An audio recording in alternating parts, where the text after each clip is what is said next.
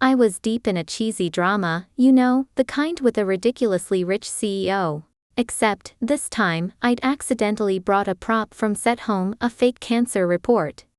During dinner, my husband, Finn Hawthorne, who was more like a stranger with a shared address, suddenly asked, "How many months do you have left?" I figured he was talking about our 1-year marriage contract. Almost done. Probably 2 months, tops. Finn went silent. Later, I took off to Europe for a low-key 3-month acting intensive. When I got back, I heard Finn had gone completely nuts looking for his dead wife all over the country. He wanted to see a body if she was gone, alive or otherwise. I had just ordered a mountain of takeout, ready to dive in, when Finn, whom I hadn't seen in months, suddenly sat down across from me. I looked up at him, surprised. In the year or so we'd been married, Finn and I barely saw each other. He was usually cold. We almost never ate together. His assistant had made it crystal clear. "This is a contract marriage, 2 years, don't get any ideas. When the time's up, get your money and go. You're not going to get a better deal. Someone like Mr. Hawthorne is way out of your league." Finn, as always, had this "I'm better than you" vibe from head to toe. Guys like him were born on third base, thinking they hit a triple. People like me? We have to grind for 10 years to even touch his shadow. So, I played by the rules. Money and connections? Yes, please. But I wasn't about to go asking about things that weren't my business. Finn looked like he'd come straight from the office. Still in his suit, he sat there, watching me attack my Kung Pao chicken. I almost splashed some sauce on him, and he just froze. Then he said, "So, how many months do you have left?" I gave him a confused look. Finn was a busy guy. Time was money to him. He came all this way just to ask how long until our marriage contract was over. He probably thought my presence was embarrassing and wanted me out. I did a quick mental check. Soon, probably just 2 months. "Don't worry, Finn, I'll be gone before then, no fuss." He just went quiet. After a beat, his voice had this strange, low tone. "So, for the last little bit, is there anything you want?" With the contract, I'd gotten so many resources. "Nah, I'm good. No other wishes." It might have been my imagination, but I swear his eyelashes did a little flutter when I said that. Finn's been acting weird lately. Before, I'd see him every few weeks. Now? He's been around the house every day. I was just finishing up with my agent after waking up, when I saw him sitting in the living room, just staring at me. It gave me the creeps. I smiled at him. "Not at the office today?" He shook his head. "Work's not important right now." I remembered my agent telling me that his ex, Sarah Yu, was back in town. I glanced at the wine bottles on the table and suddenly it made sense. His assistant had told me the only reason Finn had signed that year-long contract was that I looked a lot like his one that got away. Sarah Yu, a rising star a couple years back, had apparently dumped him and moved abroad. Finn, being rich, had decided to use me to piss her off. I had to admit, it was a power move, and I was just a pawn in their stupid rich people's game. Since I'd just wrapped a CEO chasing the love of his life rom-com, I was taking a break. While tidying up, I remembered the prop tumor report was still in my bag. I tore my bag apart. Nothing. Probably the maid, Maria, had tossed it out. No biggie, I could tell the director. To avoid disrupting Finn's lovesick brooding, I hung out in my room, binging shows and snacking. I choked on water when I laughed, leading to a huge coughing fit. Knock, knock. Finn's voice, all panicked, was on the other side. "Is it worse? Are you in pain?" I couldn't talk through my coughs. He busted into the room. I was in tears. A real mess. Finn, Mr. Always Composed, looked lost. He called his assistant while saying, "Hold on, I'll get you to a hospital now." I finally caught my breath and looked at him. "What's a hospital going to do?" He went silent, then said, "Yeah, you're right, it's not going to do anything." 2 months, no time to do anything. I looked at my TV. My time off was too precious. I cleared my throat. If you're done, I want to just chill in my room, is that okay? He kind of snapped out of it, a weird sadness creeping into those normally cold eyes. Finn knocked on my door again, and I was getting frustrated. I'd seen him more today than all last year. When I opened it, he reeked of booze. His hair was messy. Do you have time tonight? I want to take you to a dinner with my friends. It's been a year, they haven't met you. I gave him a surprised look. I was just a stand-in. He really thought I could hang with his crowd? Was this about Sarah? Was he going to embarrass me and get her attention? I thought for a minute and said, "Is Sarah you going to be there?" He paused, then nodded. Okay, I thought. I get it. I'll play along. Finn's friends were all rich and powerful. One shirt of theirs could pay my rent for a year. They all stared when Finn and I walked in. Real sharks. Finn stopped suddenly and I almost ran into him. Then, I felt something take my hand. It was the first time we touched like that. His hand was cold. The whole thing was weird. I wondered what Finn was like when he wasn't trying to stay cool. Then, a sweet voice from behind. So sorry everyone, my flight was late. Sarah. Her face was an exact copy of mine. She looked amazing in her white dress. Compared to me in my red dress, I was nothing but a dime store knockoff. I quickly pulled my hand back. I didn't want her thinking we were really a couple. Finn went stiff. He let out a tiny chuckle. Does she hate me that much? Finn was in the center of the room, being fawned over. So it goes when you are rich. I grabbed a corner spot. Finn kept glancing my way as he politely answered dumb questions. He had looked surprised I wasn't right beside him at the table. He looked like he was about to ask something, but never did. He clearly wasn't happy. He sipped his drink, his face frozen. I looked over at Sarah. I had been watching her, and she totally ignored Finn when she walked in. She'd said hi to everyone else, but not Finn. All the rumors were true. His friend, Chris, bumped him. So, you and Sarah going to talk? Finn rubbed his head. Not yet. Chris chuckled. You're being wishy-washy. You're not being you. Watch out for someone stealing your girl. Finn just glared at him. Chris quickly added, just kidding. Who would dare? Chris glanced around. So, where's your wife anyway? I haven't even seen her? Finn looked around, then frowned. I was hiding in the bathroom. Things were getting awkward.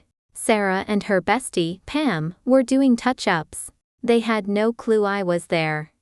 You and Finn still fighting? He must really be into you. Even his stand-in wife looks like you. Still, the girl is no comparison to you.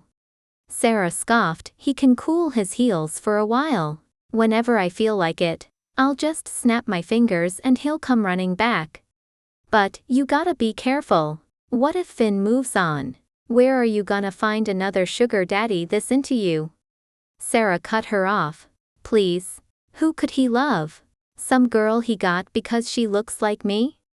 Sarah's stand-in wife, your girl, was in the bathroom, going silent. I gripped the door handle. Should I open the door? They went on and on. My legs were sore. Maybe I'd wait longer. I was gonna need extra hazard pay from Finn for this. I was going through a lot to make his precious Sarah happy. Then, a knock. Excuse me, is anyone in there? It was Finn. We all froze. Pam looked at Sarah. Wow, he's coming to find you. Sarah said, I told you, he can't live without me. Then Finn spoke again. My wife in there? She hasn't been out in a long time. I'm worried something's wrong. It was silent in the bathroom for a second. Then, I pushed open the door. I was standing face to face with a surprised Sarah. Hey, fancy meeting you here. They didn't say anything. Sarah's face went pale, then she walked past me. She bumped into Finn on the way and kept walking. I shot Finn a look. Go chase after her. What are you doing? Finn looked back at me, confused. What's wrong? Is it the pain? I rolled my eyes. What pain? I'm fine. Chris came over. What pain? Is it eye twitches? My old uncle gets those all the time. I knew Chris. He was Finn's buddy. He was leaning against the wall, all laid back. I knew he's been with a ton of girls. He brought this college girl with him. She just had jeans and a sweatshirt on. So different than everyone else. I mentally judged Chris for having such a young girl as I stole her beer. Finn didn't say anything. You wouldn't understand. Chris just shrugged. He looked at me. Yeah, I didn't understand either. Back in the room, everyone was around Sarah. Pam said louder, "Don't cry, Sarah. He's not worth it." No one said anything. They didn't want to cross Finn. Pam said, "Even if you guys are fighting, does he have to be so mean? He knows you have a lot of pride." The college girl who Chris brought blurted out, "But Mr. Hawthorne's wife is Mia, isn't she? It's not right to say those things about her." I was stunned. She was holding her cup. She was standing up for me. Pam got mad. Chris put his arm around his date and said, "That's right. His wife is here. What are you doing?" I looked over at Finn. He looked mad. Then he said, "Security. Get them out." I was surprised. So was Sarah. The party fell apart. It was just me, Finn, Chris, and his girl, still sitting there. Chris had his arm around his date. His date got uncomfortable. "Remember, you only paid me to act like your date for your parents. That's it." I looked over at them. Finn looked confused. "You're taking your date to see your parents?" Chris never took girls to meet his family. Chris was just trying to get lucky. He even said it to my face. Chris coughed and told Finn, "Yeah, they want me to get married. So I paid her $3,000 to pretend to be my girlfriend." What an awful human. As Finn drove me home, I looked back at the girl and sighed. I just hoped she was okay. I couldn't fight every bad guy out there. Back at the house. As soon as the lock clicked, I walked into Finn, who hadn't moved. The lights were off. Finn was out of sorts. He usually didn't smoke or drink. He was standing close, his cologne mixed with cigarette smoke. I froze. I felt like my heart was racing. He finally spoke, his voice raspy. "Mia, I need to talk to you." The vibe was getting weird. "Okay, what is it?" Then, I remembered something. "Wait, I have something I want to tell you too." The phone rang, and Finn picked up. It was his assistant. He went pale. "What? The loans are cut off?" He rushed out, then stopped. He said, "Wait here, I'll be right back." Finn never came back. I figured he was busy. I didn't tell him about my acting course in Europe. It was time to learn new things. And after 3 months, I'd come back and be done with Finn. It was best for everyone. When I landed, I pulled out my old phone. 99 plus messages. I had some catching up to do. I told my parents about Europe. I only had my best friend, and she knew about it. My agent knew I was on leave. A news thing popped up. Breaking news. Another heartbreaking love story. CEO Finn Hawthorne searches the country for his dead wife. I read that a few times. Then I stood there, bewildered. Dead wife? Back at Finn's house. It was quiet. Everything was the same. Even my half-finished juice was still on the table. 3 months had gone by. My room was locked. I couldn't even get to my savings account. My money. I sat down, annoyed. The place was a mess. I started cleaning. The door opened. It was Finn. It was 2 p.m. He was always at work at this time. He had stubble on his chin. He looked like he had not slept for days. He took his coat off, then saw me. He froze, then said, "I need sleep. I'm seeing things." I was like, what are you talking about? I'm right here. He stopped, staring. He took a swig of beer, walked over to me and pulled my face to his. He kissed me hard. He had one arm around me and the other under my shirt. It was rough and his hand was scratchy, it hurt and felt weird. I tried to push him off and say, Finn, I'm not dead. What are you doing? When he heard my voice, he said, if this is a dream, let me stay in it a little longer. A dream? He was being so weird. Finn started kissing my neck like crazy. I sighed. Then he passed out. I felt for his breath. He was sleeping. He was just tired. I was not in the mood for this. When I called Maria, she said, yes. I'm coming, I'm coming. I said, did Finn tell you I was dead? I'm fine. Maria said, yes. I'm coming, I'm coming. Ugh. It was 8 p.m. Maria never showed up. Finn was still out. My room was still locked. I was calling everyone I knew and asking them what was going on. Finally, I figured it out. Maria had seen my prop report. She told Finn. I was like, of course. It suddenly made sense. That's why Finn had asked how much time I had left. I'd said I had 2 months. I'm glad Finn started looking for me just the other day. Any longer, and I'd have a funeral when I came home. Finn finally woke up at 11 p.m. He stared at me, then rubbed his eyes and stared at me again.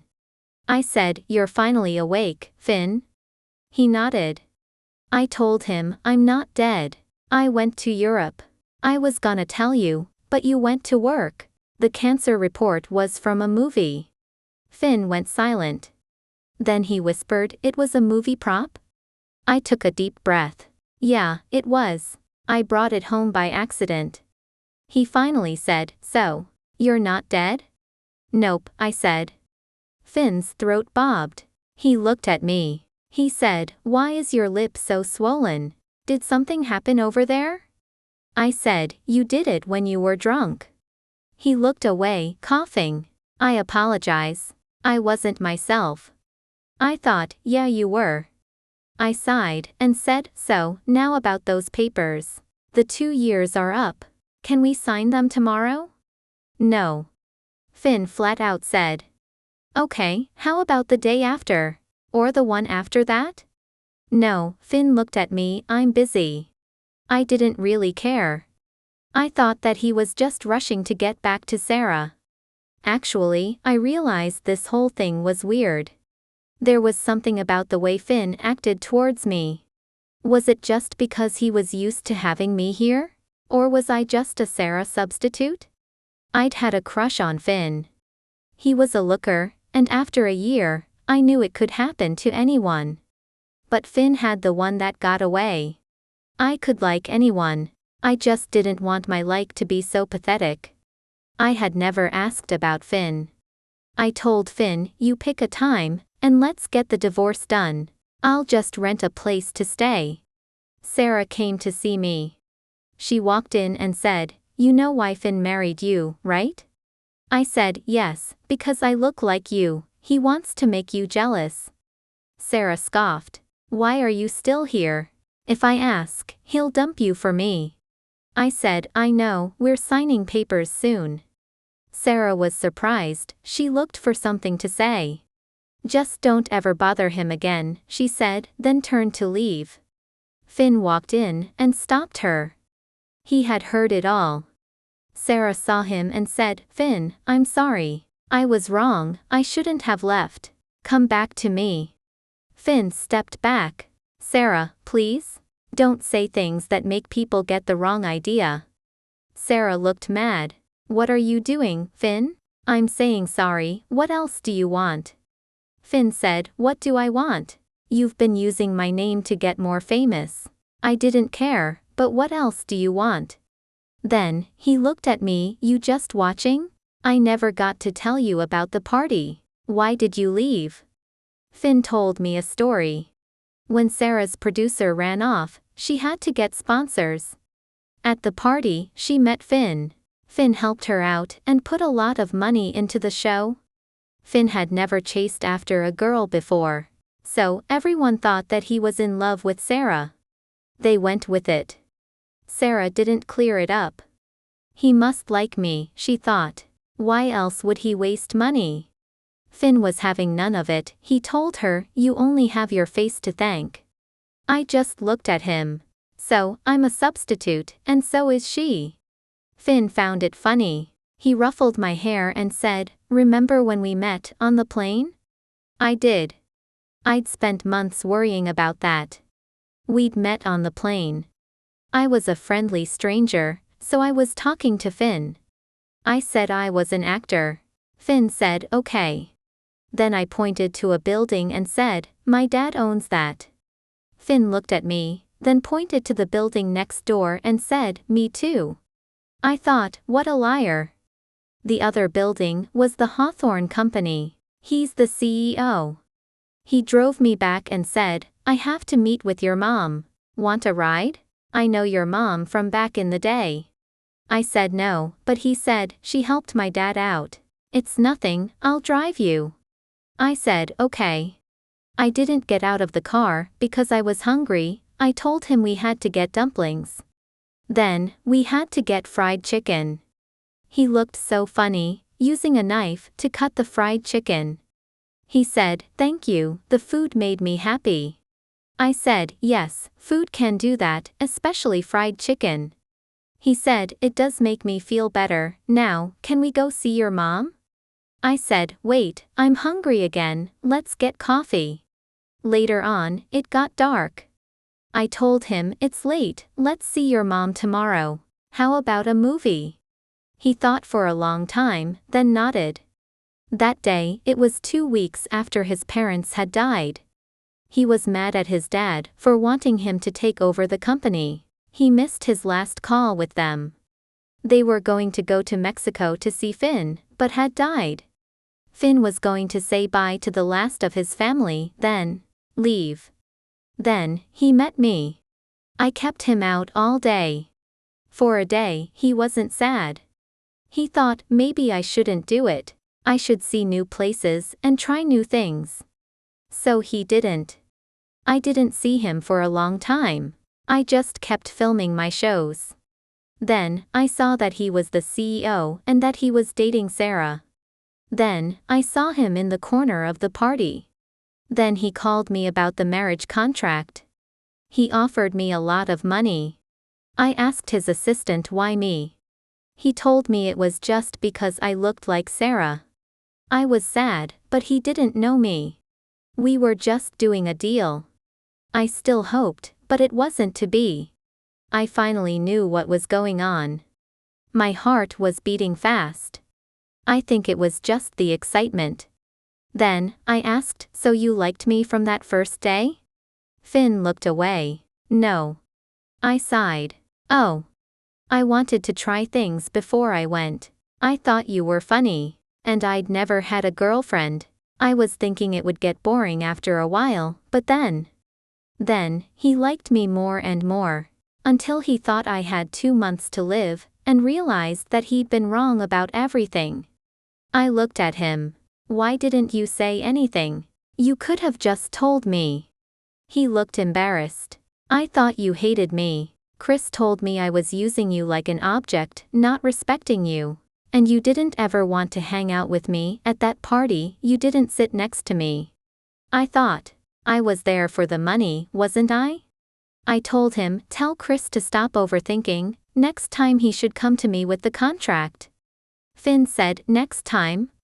I said, "No, nothing." Sarah walked out, shouting "Jerk," and slammed the door. I'd left my bags here, I was going to go. "So," I said. Finn was standing in front of the door.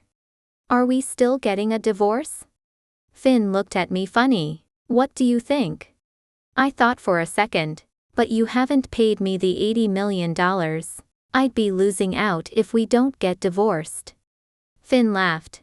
"If we don't divorce, you could get $80 million. I said, "Okay." Finn said, "Okay? Is that all? Why are you so unsure?" I smiled. I am not sure. You were going to have a funeral for me. Then, Chris and his date showed up. Chris said, "You're not dead?" I said, "You are." Chris and Finn talked. I took his date to my room. I told her, "Be careful. Don't let guys take advantage of you." She laughed and said, "I know what you mean. I know what Chris is." I was like, "You do?" She said, "I know he's a bad boy, but sometimes you have to be a fool for a bit. I'll be fine, don't worry."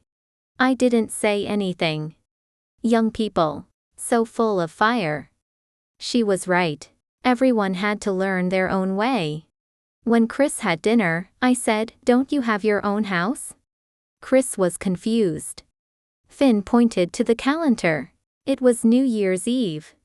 Chris said, "He used to come to my house every year. But now he didn't go. So I came to him." I went in front of Finn and said, "We're spending New Year's together." They were all laughing. Outside, the fireworks went off. We looked up at them. We were all there, looking at the sky. It was so bright. It was as if the world was on pause. We all had a path. Maybe it was hard. Maybe we did bad things. But we were still moving on, towards new things. There was always a bright side.